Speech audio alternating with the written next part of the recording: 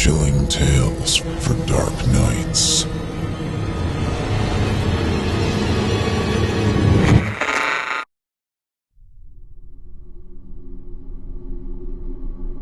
The Pill Mills. Written by Scott Wilson.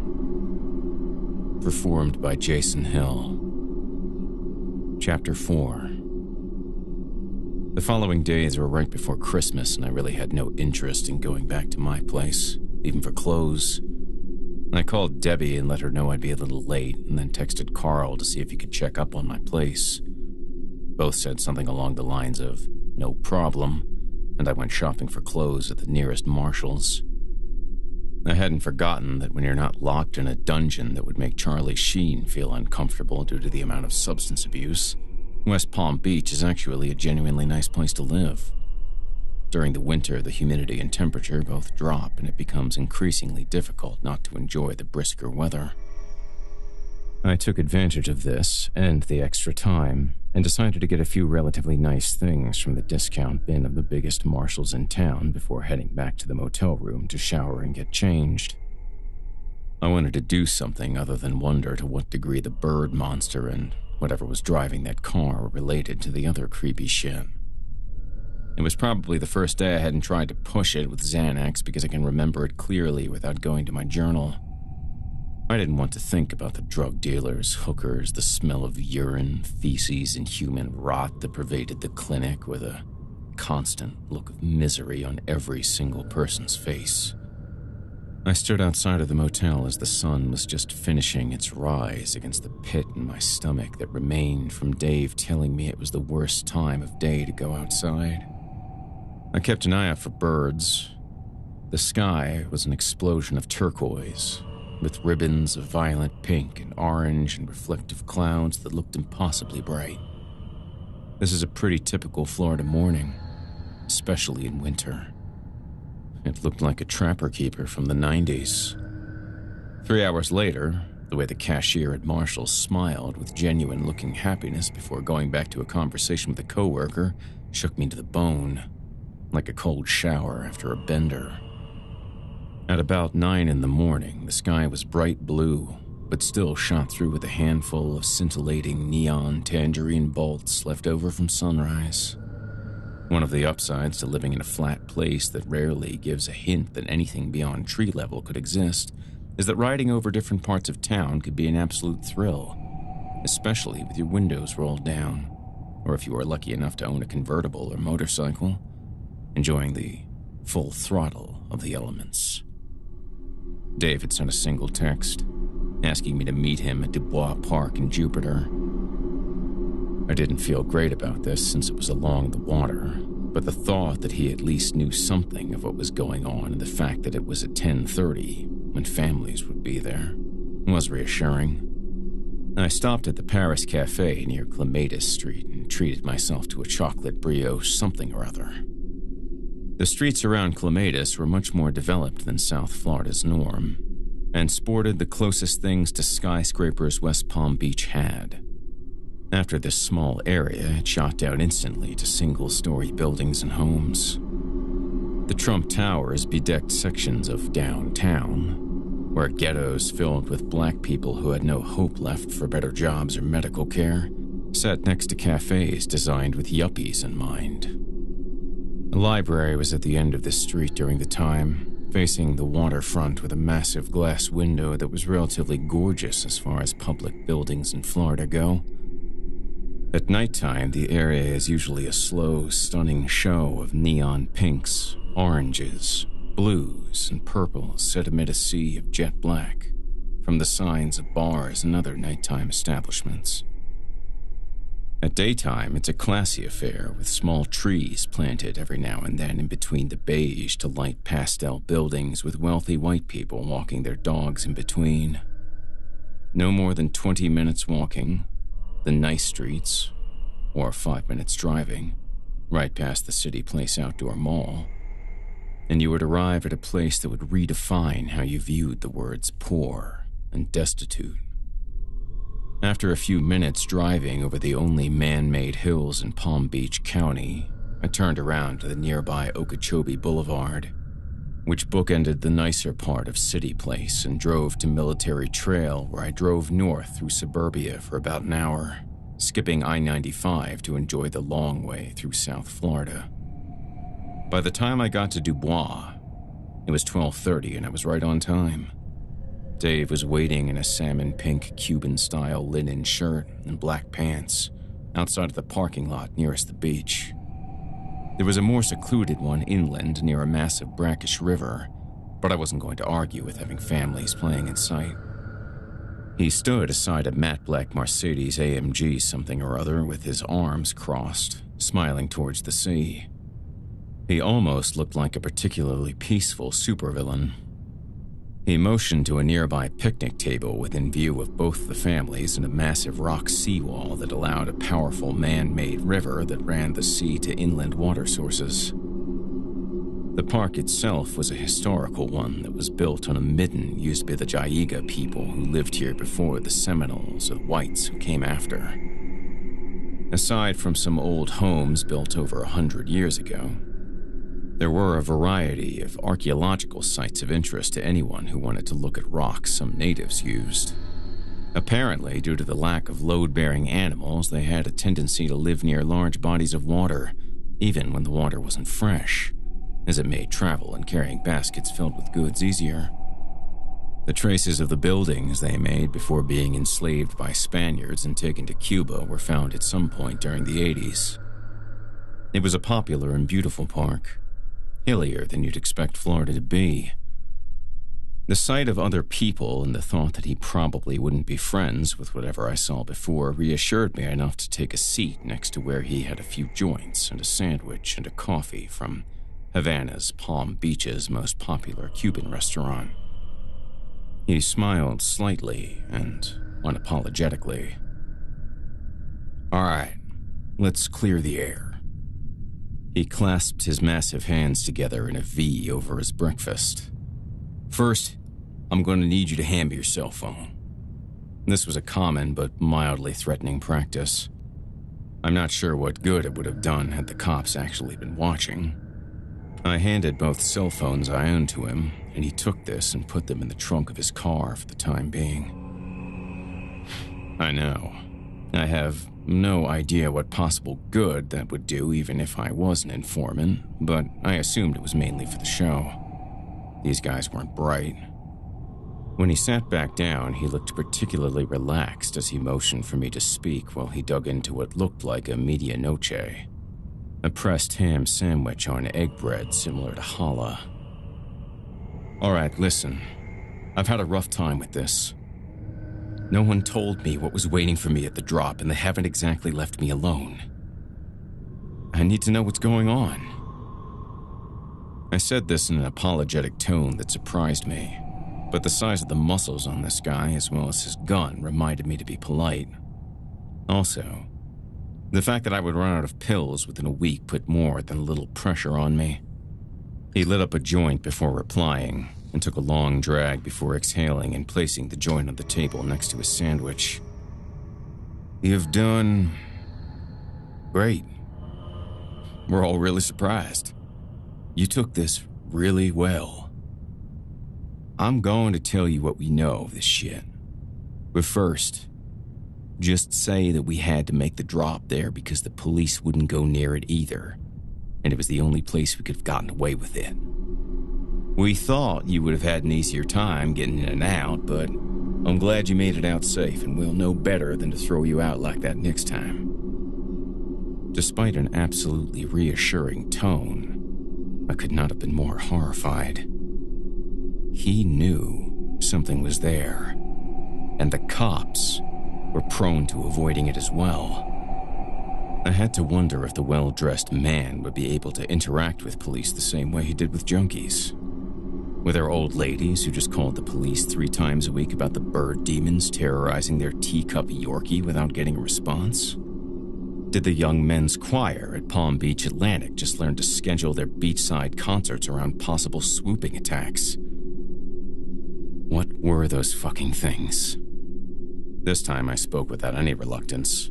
Now that he had acknowledged the frightening part of this, I didn't hold back. "We don't know. That's the honest truth of it, man. The people who told us about them used to be with the cocaine cowboys of the 70s, would drop packages of blow in the Everglades by prop plane. Apparently, they ran into a lot of problems. What about the car? This time he looked at me as if I might not be serious. A little while ago, a friend of mine died. Now his car has been showing up without the engine on, stalking me. Wilkes, you need to listen to me. We've never heard anyone complain about a car. We've heard a lot of spooky shit, and keep in mind to not ask anyone about traveling near Yeehole Junction again.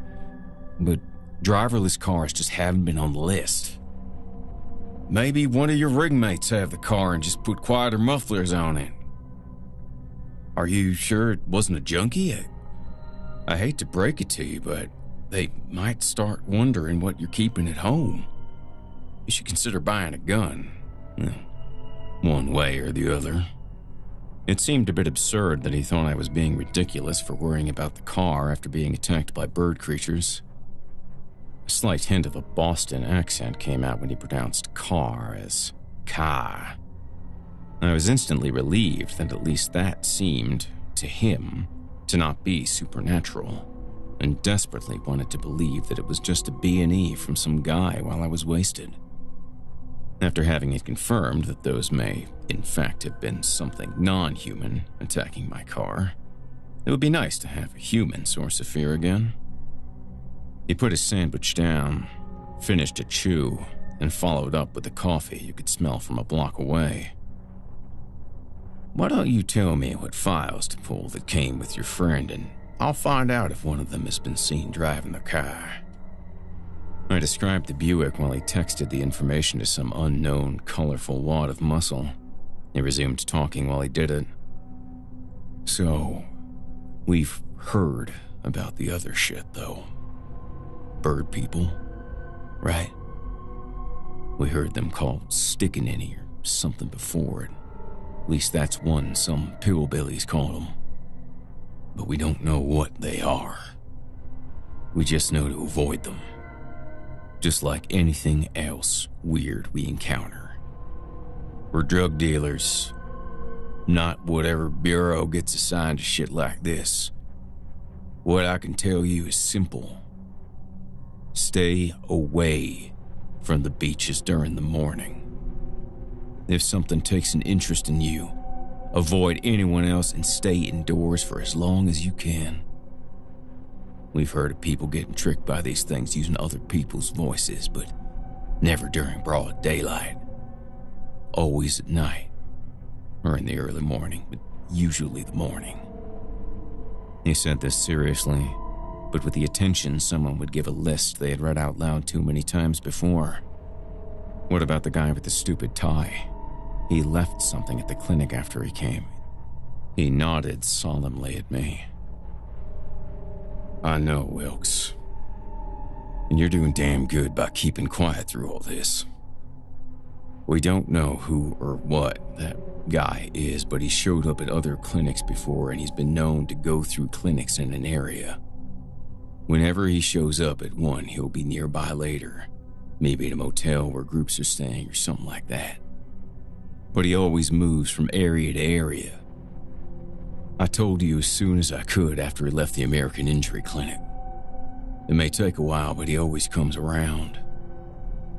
Other than that, I've only heard stories, but those stories come from as far away as Oregon, where the European kindred were apparently looking for him.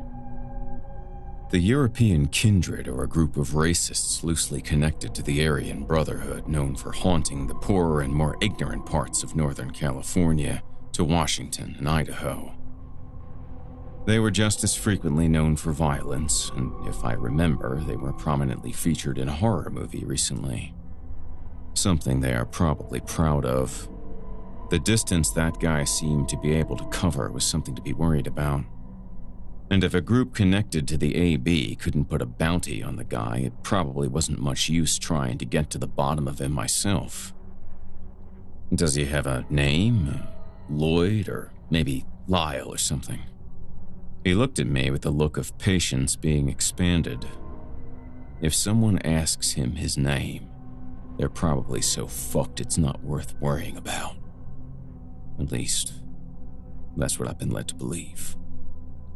You're better off having a conversation with the DEA as far as getting dead goes. He happily went back to his sandwich. I didn't know what else to ask without accusing him of lying and knowing more than he was claiming. He seemed to enjoy the silence when I sat and thought about this. I can't tell you how much of this is junkie talk and how much of it is real, like those fucking birds. What I can tell you is that if a bunch of organized crime groups and drug dealers all start avoiding something, you should too. I've heard tons of crap that turned out to be just crap. These people were loaded most of the time anyways. But it's not like anyone has ever taken the time to explain this shit to us. We're just hearing about it while we try to make money. You know? This didn't answer why I had to make that drop, and I became increasingly aware of the fact that he sent me out knowing there was danger and wasn't telling me why that place was necessary. Once he resorted to the old, they're just junkies who don't know what they're talking about bit, I knew he was done talking. Talking honestly, at least. I kept repeating the words stickin'inny in my head, over and over. I was hoping it meant something and wasn't just typical hick slang. I took a few bites of my croissant from my favorite cafe and pretended that I was put at ease over his comfort with supernatural. I took a joint and lit up myself, and sure enough, it was a good one. I took a moment to fantasize that if I ever got arrested, it would be worth it for me to snitch just to ask what the cops knew during the proffer. That is, the meeting with the prosecuting attorney where you trade knowledge of other people's crimes for your own freedom. For the time being, I desperately tried to play it cool. Okay, well, cool. There was a high-pitched squeak somewhere in there that made him smirk and raise an eyebrow. But other than that, he seemed to ignore it not happily before wolfing down his sandwich. For a moment, I wondered if they would have rolled over on it had I been ripped apart by said bird things. If the cops already knew, but didn't put a patrol car out with a guy in some bird shot, it probably wouldn't do any good to do anything else. We made some small chat where I told him a story about an old lady pretending to be crippled to get more meds and then dropping her crutches and running like hell when someone got too close to her bag that was left in the waiting room. He had a great one about a guy with swastika tattoos everywhere, complaining that the black doctor was racist against him for not prescribing more than normal despite a clearly badly cut finger. Then, of course, he asked me if we were cool. I couldn't say no to more drugs, and I meant that in a very literal way. It wasn't really an option. This made me hate him even more. He reminded me of the clinic, and I'd rather emasculate myself with broken glass than have an extended conversation with him. But you do a lot of weird, horrible shit for drugs. I got out of there and texted Debbie that I'd need the rest of the day, which she didn't object to. Carl had tried to call me twice. I began heading back to my shack after listening to the message Carl left saying that my door had been flung open and much of my possessions were lying out in my front lawn. He also said that he had just gotten out of the hospital for a little thing, and that he had taken too many pills. I wondered, albeit briefly, how much stress this put on his poor mother. It was his third time with an overdose this year, and it was right before Christmas. It was a miracle he kept surviving. If I had neighbors who had to drive by my place, this may have been a problem. When I got there, my hackles began to rise immediately. It took a few moments after the long 55-minute drive from Jupiter to my place to stretch and carefully look up and down my road for any signs of a sneaking Buick or bird feathers. I didn't see them on the road or the way to my front door, but noticed the telltale signs of junkies after that. The crushed Mountain Dew can was lying on my pathway. Someone had pissed and shat all over my bed, and there was chewing tobacco on my couch. My TV had been stolen. Anything else was scattered or destroyed, including 3 windows. I couldn't be happier. If this meant that Dave was right, and that was just a breaking and entering I experienced while wasted, that may have been the greatest news of my life. I cleaned up to the best of my ability, threw away my bed, and got high as fuck on my reclining chair, which only had a couple cigarettes put out on it. I had taken my drugs with me, and they probably weren't happy at leaving empty-handed. I snickered at the thought of Dave's goons finding out who they were and fucking them up, and mildly regretting not being able to call the police. Still, the drugs were worth more than everything in the house, and they didn't touch them. I Googled Florida's gun buying process on my phone and texted Carl back that everything was under control and that I wouldn't mind hooking him up later as the pills I ate were slowly absorbed. I rarely went for the quick high and preferred the slow-moving lurch of the pills when they were taken orally. And roxicodone and Xanax both had excellent oral bioavailability rates. First, I got a relatively cheap new computer. It was nice to see a normal retail store, and I enjoyed wasting the associate's time, watching the high school kid upsell me eventually to something that could play a video game or two. I didn't have the heart to tell him why I didn't want to open a credit account and needed to pay for it in cash. Then went to a shooting range and got a small booklet I needed on gun safety and gun laws before heading home for some Googling. I absentmindedly left a message for my landlord about the broken windows, knowing that he would certainly force me to pay for it anyways and that I should probably call a glass place. After arriving at my now much more drafty and urine-scented home, I plugged my new rig in and started the long boot process. Instead of looking up glass, though, I decided to find out what a stickaninny is. Needless to say, stickaninny didn't bring anything up, and neither did a combination of that and bird or monster. When you Google things like this, you usually end up wading through websites made by New Agers who seem to compensate for their lack of knowledge with enthusiasm and shitty backgrounds, but eventually you might get the rough edges of an idea. It didn't take me long, however, to find out that many Seminole believed in a sorcerer called Stigini that often took the shape of an owl. Apparently, it was believed to be a shapeshifter with the ability to take an owl-like form that it then used to hunt humans.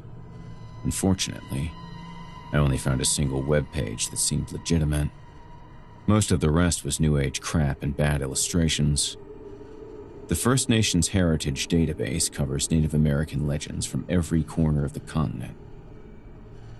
Even this site was pretty slim, however, and described it as a myth that seems to have originated with either the Ais or the Jaga, who once populated the land north of Miami, all the way to Orlando, long before Europeans arrived.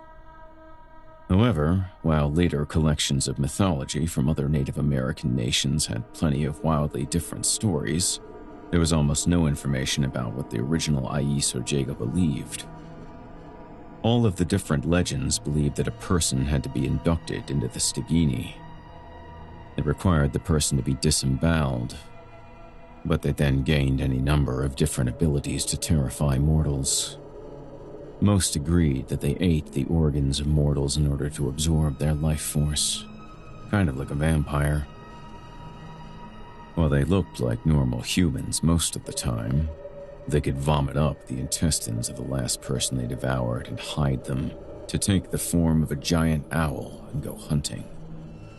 If they were friendly, they would alert natives to illness in a village and would become considered an omen of death for the elderly and ill. However, most of the legends imply that they were inherently unfriendly. The only helpful information was that if their innards were destroyed while they were in their owl form, they would be killed. Even the myths mentioned that Stigini hid these because of this. They also kept apprentices who were given masks with powers that allowed them to work on the Stigini's behalf. I quickly wrote a couple of emails to the website and to another group of Facebook that apparently focuses on Native American stories from Florida specifically, but tried to make it seem like I wasn't fishing for information on how to deal with them in real life. Then I called my landlord and got yelled at for a few minutes over the windows, which I claimed were in perfectly good shape when I left my home for work one day, before securing a cheap new bed to be delivered via Craigslist. The word Stagini kept repeating in my mind, like a catchy tune I couldn't get out of my head. After the bed came, and I found a lamppost that looked like it could vaguely defend me against an unarmed hobo, I got ready for an early night of drug use and romantic comedies blaring at high volume. I didn't want to sleep there and was suddenly more aware than ever that the drug dealers who tore my place apart would be more than willing to beat the shit out of me or kill me for drugs. But we don't always get to choose. It occurred to me that in light of recent information, it was very likely that Corey was given a hot dose, or a small but deadly amount of fentanyl or something mixed with his normal junk. It was a common way of getting rid of unwanted junkies when a dealer needed things to calm down, and there was no telling how many overdoses were actual murders. The police never investigated anyways. Hours later, before nodding off, I would wonder if Corey Franks told them something that would make me seem like a particularly good target before either they or his own prescription killed him. The next day went by with the usual amount of urine and fighting. Debbie called me into her office towards 11 to let me know I could go home early and pass on a message. "George wants me to tell you something important." She said that in a calm but severe manner. As the head of the operation, I had never been in the same room as him. It was important to make sure only certain people interacted with us so that the FBI didn't have photographs of the entire group working together, because that would make a RICO case a cakewalk. Getting a text or phone call from him would be unheard of. Being asked to meet him in person was like getting to meet a celebrity you never wanted to meet and being expected to pretend to be interested in everything they say. George had an incredible level of control over me simply because I didn't want him to think he needed to correspond with me any further. "Alrighty. You need to think about whether or not someone has gotten angry with you lately." "Is this about the car?" I cut her off almost right away. For a moment, I hoped this related to the car, whose occupants may or may not have been junkies who broke into my place. "No, Wilkes. You need to think. Who or whatever attacked you has a reason for it. We don't know why they pick people, but it's not always random, we think. This is serious. Sometimes they come back, but we don't know what they can or can't do." She said this in a tone that was almost angry. I'd heard her use it before when she needed me to do something serious, usually involving instructions on avoiding law enforcement. "Dave is looking into the car you told him about. You should have mentioned something sooner. Whoever is doing that may be behind everything else.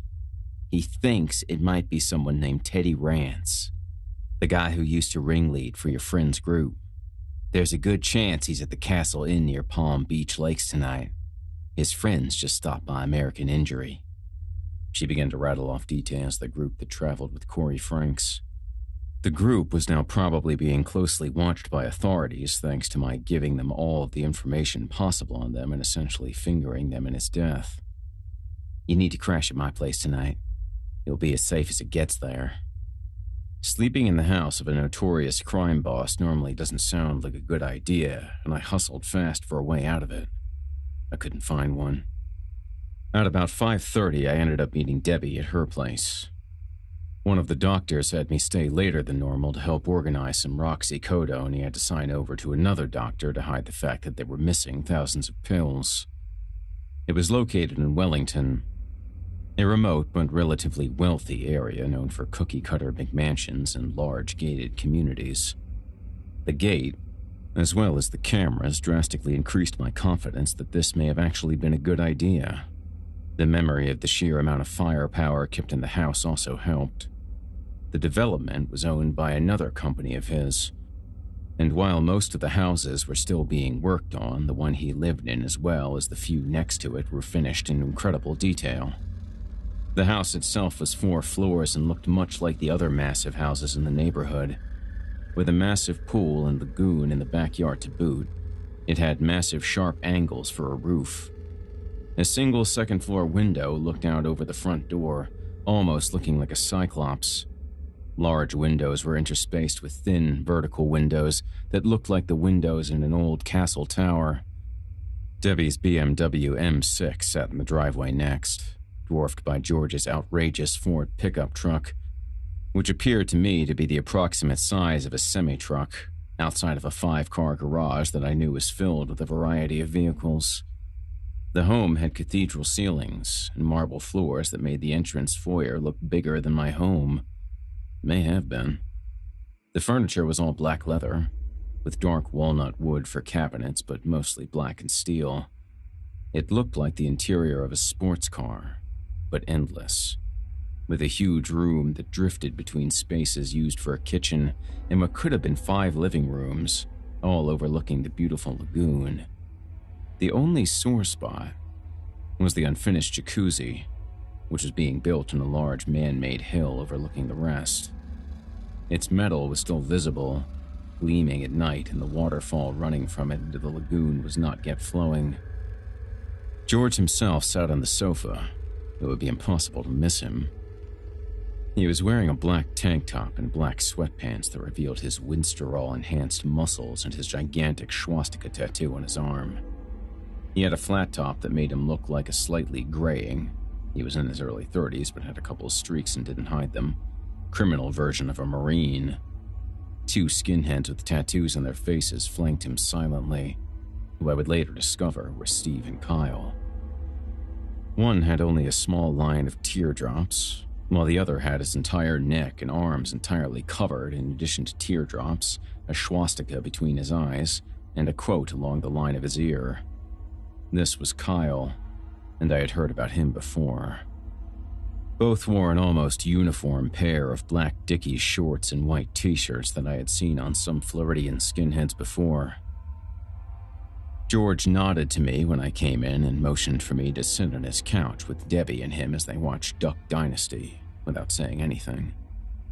In between commercials, he bounced off of his couch to me, smiled charmingly, and shook my hand. George. Wilkes. We introduced ourselves with our names alone, but he warmed up after Duck Dynasty was over. So, what happened? He asked us casually while preparing a meal that he seemed to be focused on controlling down to the calorie. Are you hungry? I told him I was and filled him in on what happened at the dead drop. He listened silently while I rambled on about Corey Franks, the birds, the guy in the bolo tie, everything. Debbie stared at us with a concerned and interested face. When I was done explaining it all the first time, so was the meal. Dinner was a single skinless, boneless chicken breast with a lot of greens and exactly a tablespoon and a half of dark brown rice. The fat man in me was horrified, and I plotted on eating 2 public subs to compensate for this. As I finished explaining the Samantha thing for the second time, he sighed and motioned for me to let him speak. I'm sorry you've had a rough run of it. There's something we've seen once or twice, but never as frequently as you're describing. We've only heard about them from people who had isolated encounters with them. You've seen them at least twice, and the first time was on your first day. I'm really hoping they aren't interested in you specifically. Aside from what Dave told you, I'm afraid I don't really know anything else. We focus on police movements, things that cause junkies to disappear or a dime a dozen and never get genuinely investigated. So aside from your situation, nothing like this seems to have ever focused on us before. But yes, we do know about them. We were hoping they would ignore you because you're new. That seems to make a difference. He said this in the most erudite tone you could ever imagine, polite, and with excellent pronunciation. As he finished the painfully small meal, he nodded to Kyle, who began to count out a myriad small pills for himself for dessert. He was taking scoops, or GHB, which bodybuilders sometimes took for sleep and everyone else took to get fucked up. I was grateful that he had managed to somehow make me feel safe in this disaster and wasn't quite up for question and answer time, so I popped a few of the ones he had out, as well as my normal regimen of a shit ton of Xanax and just a little bit of Soma and roxycodone. We went to the couch again, and we all placed our feet on the massive coffee table that stood in front of the couch, with little spots especially for comfortable feet holsters. For a moment, I imagined any European at all being offended at this custom design, but then I drifted into a rerun of The Walking Dead. I guess George and I didn't agree on what made for pleasant sleeping entertainment. I suppose taking a few days light did more good than I normally assumed it would, because I went right to sleep after that. I woke to the sound of their grand doorbell ringing. No, I grunted at Debbie, but she was up and moving the moment the doorbell rang. She opened the door and smiled to whoever was outside of it before I heard a woman's voice beg for help and begin to vomit uncontrollably. Whoever was there managed to get Debbie to open the door without anyone else by her. I heard a female voice begging her again. Then I heard a sickening wet splash hit the concrete in front of her door. Debbie screamed. "Oh, shit!" At the sound of her raising her voice, whatever was left of the adrenaline in my body kicked into action. I tried to get off the oversized couch and look around, but everything was black and someone had thrown a blanket over me. I fell to the ground instantly and hit my head on the enormous coffee table. "Shit, help!" Debbie screamed to both me and George as I heard the front door fly open. I could see her turned, facing me while I heard George in the cavernous bedroom on the opposite side of the living room, a great distance away. It sounded like he was moving fast, whatever he was doing. She rushed out to help whoever it was while I was still stunned. Ahead of her, from the doorway, I saw very little light, but a ribbon of red run from the ground in front of the door to the area where the light from outside could not reach. "No. No, Debbie, no!" I screamed at her while I got off of the ground and got to the door as quickly as possible. Every step seemed to take an eternity, and I heard sobbing and retching while I ran. And there was Carl's mother, Cynthia. The delicate old woman was wearing a pair of sweatpants and an old t-shirt, and not her normal semi-formal attire, but I could recognize her. She was almost doubled over, but I could see her face clearly. It was craned upwards to the door. Blood and long ropes of viscera were pouring out of her mouth and onto the ground endlessly. Debbie was trying in vain to help her, placing a hand on her back and telling me to come help or call an ambulance or something. She took a second look at Cynthia when she noticed the horrified look on my face. I don't remember what she was saying. Only the look on Cynthia's blood-covered face as she looked up at me and smiled. A long rope of gore was attached to some kind of roundish object that just made its way out of her mouth. Her entire body was impossibly thin, except for her arms, which seemed to be bigger and flatter. The face had bloated until it was wide and round. Her skin drained of color, becoming paler than cocaine, and her skull and hair seemed to rise in two sharp ridges above her eyes, which were now bloodshot and sickeningly wide. Debbie began to back away slowly, and then shouted for George, before a horrible sound erupted from Cynthia's throat. "You're killing my son." She pointed a long, shaking finger at me. Her voice was deep, warbling and growling at the same time. Cynthia retched more, and it seemed like the last pile of her intestines and other innards had collected at her feet. She stood up, suddenly strangely graceful, despite being covered in blood. Her eyes had grown massively wide, and her mouth had peeled open, exposing teeth that were now cracking as they fused together and became pointed. At this point, you would expect one of us to open fire or something. What you might not realize is that when you're faced with something supernatural, it's kind of like having your car break down entirely on the way to an important job interview. You open the hood and just stare at what you can't understand. You pray silently that you can find a way to stop it from killing you. We all stood silently in just that way for a moment, Debbie in shock, as Cynthia surveyed us in the area above us carefully.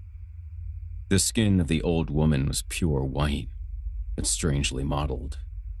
Stalks of what looked like long, thick hairs had begun to slowly arch from cadaverous skin.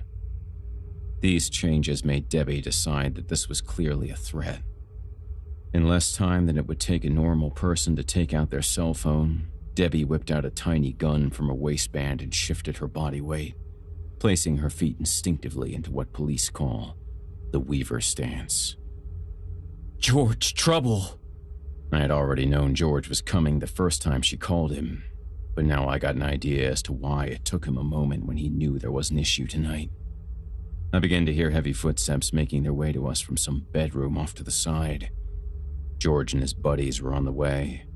2 windows from the front of the house blew open, a quiet, angry pip-pip-pip sound coming from each. A metallic clink in front of me followed by 2 deafening blasts from Debbie's small handgun. My ears hurt like hell and I reeled backwards. I still get ringing in pain to this day from the shots. An incredible splatter occurred, like hitting a water balloon with a baseball bat.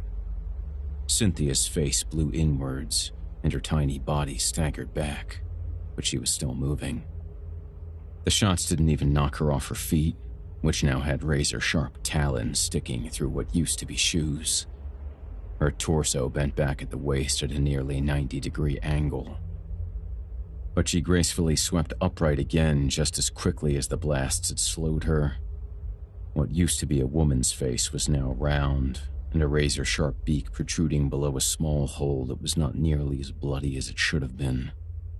The bullet hole was closing itself rapidly.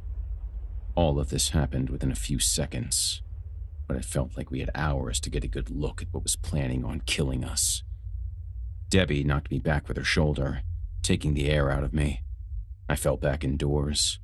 A horrific sound came from outside the door, an animal wail of rage and pain. It slowly gained in volume and pitch until becoming a terrifying shriek that echoed throughout the area.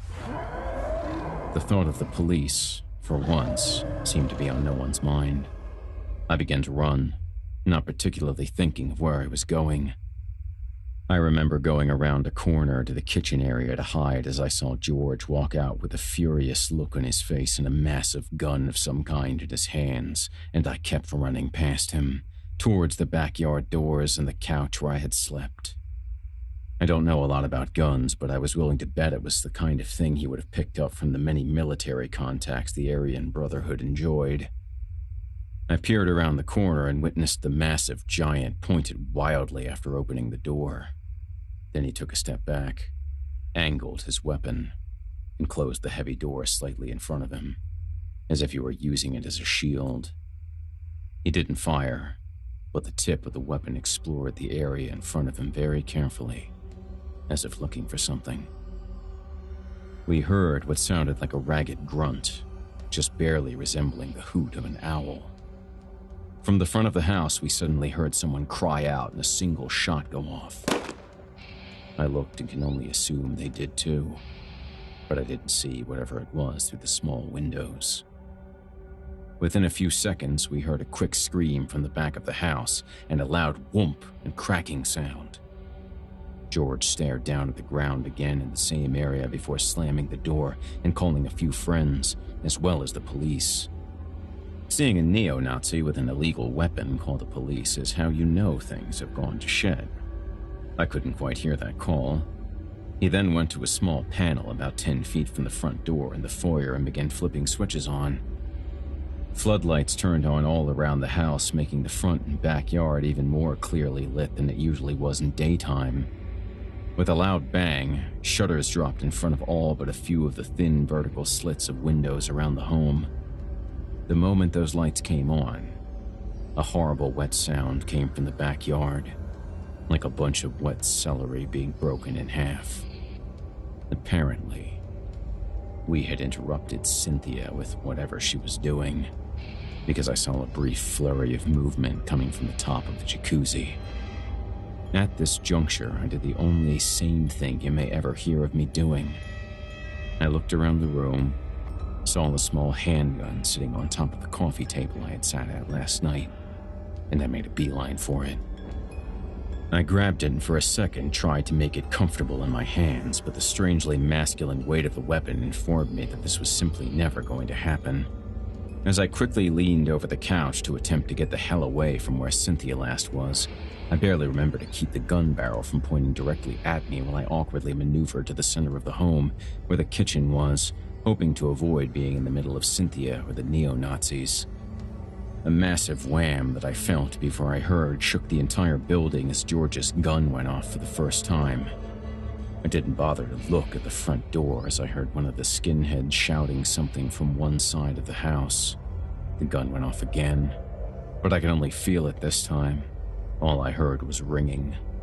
I slumped against the kitchen cabinet, my shirt ripping on a handle. I tried to slow my breathing. I could feel an unpleasant tingling and knew that if I kept breathing quickly, I could easily hyperventilate. The beam of light coming from the slightly open front door widened rapidly, and a shadow moved across it as another incredible concussive blast forced the wall to vibrate angrily. From where I was sitting, the window slits of the backyard were still visible, and in one of them, movement caught my eye. In the jacuzzi, an arm was now dangling from the side. At first, I tried not to look at it, but I realized quickly that it was still moving. I turned to see what was happening out the front door and saw one of the skinheads opening fire into the air from one of the window slits, desperately trying to aim at something. George was out the front door in the middle of the street, but moving carefully back inside, pounding ammunition up at something I could only guess used to be Cynthia. Debbie was nowhere to be seen, but brief flashes of light from the other side of the house implied that she was still doing her best. If there was any chance of that guy living, I had to quit being a pussy. I climbed to my feet and flicked the safety off of the tiny gun. My knees felt like they simply weren't built for a lumbering fat guy of my size and awkwardness. I was shaking so badly that every step towards the back door felt perilous, as if my legs might give out if my foot landed just wrong. When I reached the back door, I looked towards the front where Debbie was reloading George's massive gun, while George aimed through the crack in the door with some kind of assault rifle. I was grateful that I couldn't hear it, but worried that it might be permanent. I took a deep breath and opened the door. Thankfully, my feet had more competence when I allowed them to run as fast as they possibly could. I could see the arm of what I assumed was one of the skinheads, covered in blood and furiously straining to pull himself up by the side of the jacuzzi near a pile of pool equipment. I began to aim my wild run towards and up the side of the small hill. I attempted to look up in the sky, but didn't see anything. Flashes of light from inside the house gave me hope that Cynthia didn't notice me yet. When I reached the top of the hill, I noticed that a tiny degree of my hearing had returned. I heard the angry pops coming from the front of the house in one ear, and a voice that seemed strained and weak. Help. Help. Get. I could barely hear the words over the initiation of tinnitus and din of combat. I looked inside the half-finished hot tub and saw what used to be Kyle. The bottom of the vat-like construction was filled with blood. One blue eye peered up at me from a blood-covered head. The other was a mess of gore where specks of bright white or deep yellow occasionally showed through. Kyle was laying in what was supposed to be a hot tub seat, with one arm over the edge of the jacuzzi, waving weakly towards the pile of pool cleaning supplies. On his lap, and in the bottom of the tub, Cynthia's innards moved slowly over him. His other hand had been taken in by the viscera, which pulsed slightly as it pulled his shattered arm in. The snake-like organs were wrapped around his legs and lower body, tightening slowly. Kill it. Kyle barely managed to gasp out while using his one remaining limb to gesture towards the pool supplies. Amidst the cleaning nets, chemicals, and tiling equipment, a large shotgun had dropped there, but the barrel had been bent at an angle. Right behind it, a massive jug of chlorine loomed. I dropped my own firearm without even thinking that since the safety was off, it could have just gone off and killed me.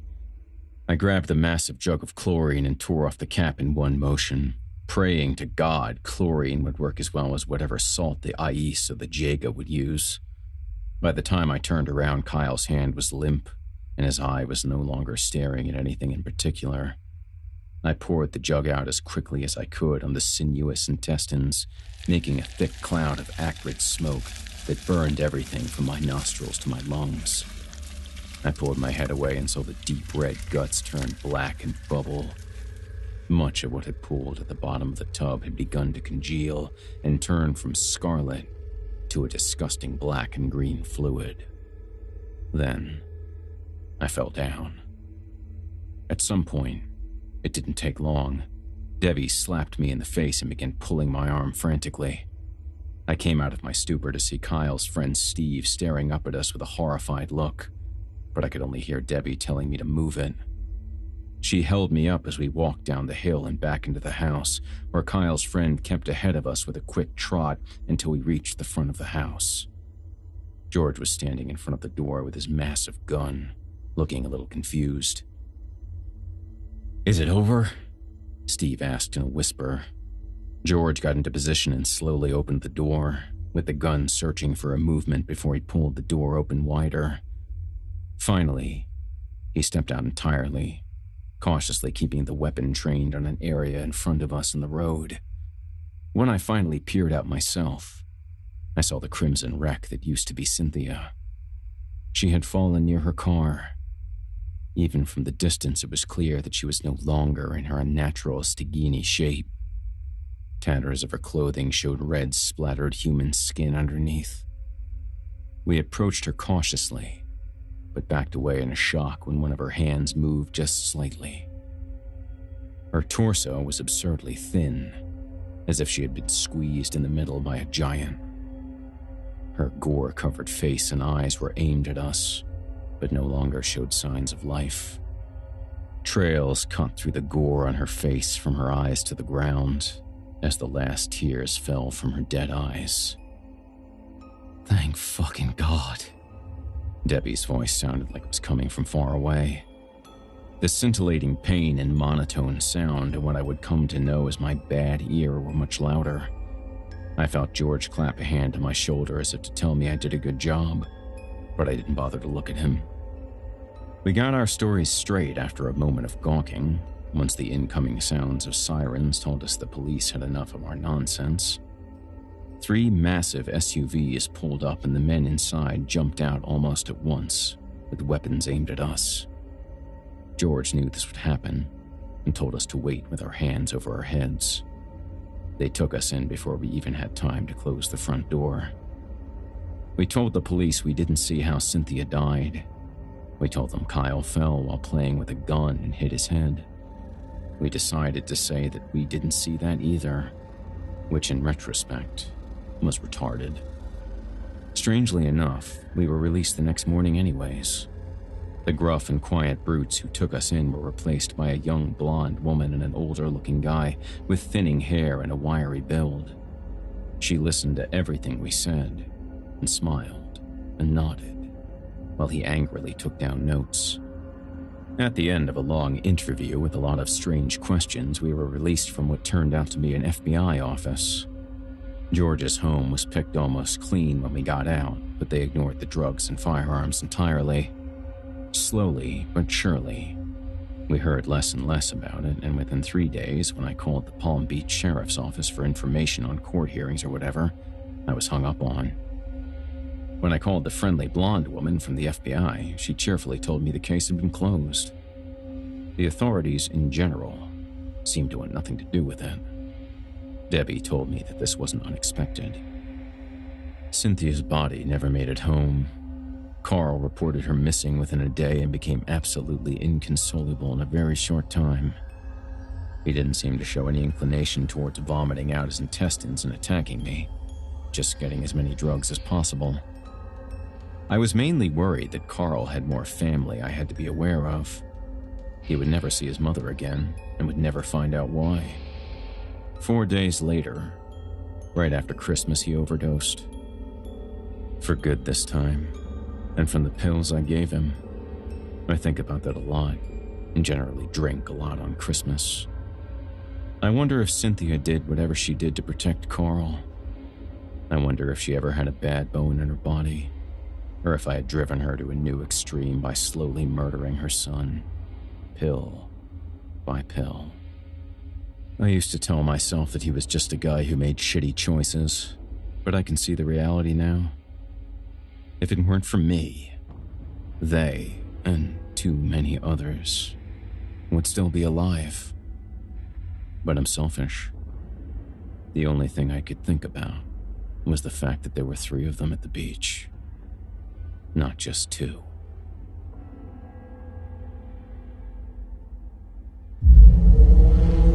Chilling tales for dark